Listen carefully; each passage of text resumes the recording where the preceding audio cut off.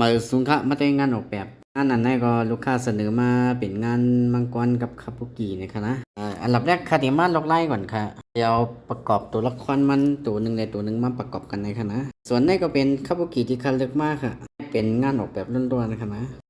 ซ้ำแบบภายแน่นอนค่ะขั้นตอนการที่เขาจะป้าหลังไหนก็เขาต้องปิ้นออกมากระดาษ4 แผ่นเฮ็ด10 แผ่นแล้วก็เขามาตัดค่ะนะพอเขาลอกไล่ยาวขึ้นมาเอาจับกัน อันไหนเพราะว่าป้าหลังไหนเพราะว่ามันใหญ่แห้งหนาไหนแนะนำปลากำคางกำกึ่งเนี่ยค่ะนะเขาก็ขึ้นมาตัดแปดตีเหลือมันค่ะอันนี้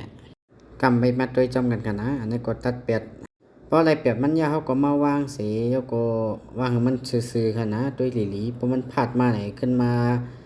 ลบขึ้นเนี่ยมันตีหยาบอีกนึงแต่มันก็มีวิธีลบมันอยู่ค่ะส่วนตัวข้าได้ค่ะได้ชอบออกแบบปันเท่านั้นค่ะ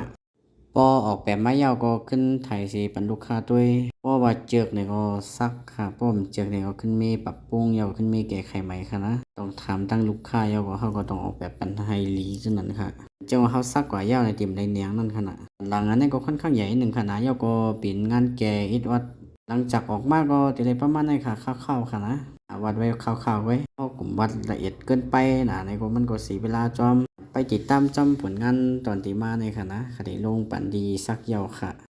ผลงานออกแบบก็ตีออกมาประมาณไหนค่ะนะเสียงมันก็ตีคมๆแล้วก็จะคิดอย่างอีกหนึ่งค่ะส่วนแต่ก็ในจุดจบในตัวอยู่ในก็ได้ผลพองค่ะนะเป็นคนไต้ครับสักได้อยู่เก่งใหม่ค่ะในเมืองจึงไทยในค่ะนะในก็จะเป็นงานเกซ้ำเตียงได้เก่าเต็มดังเลยค่ะฝากติดตามจอมข่าวเหมือนสงค่ะ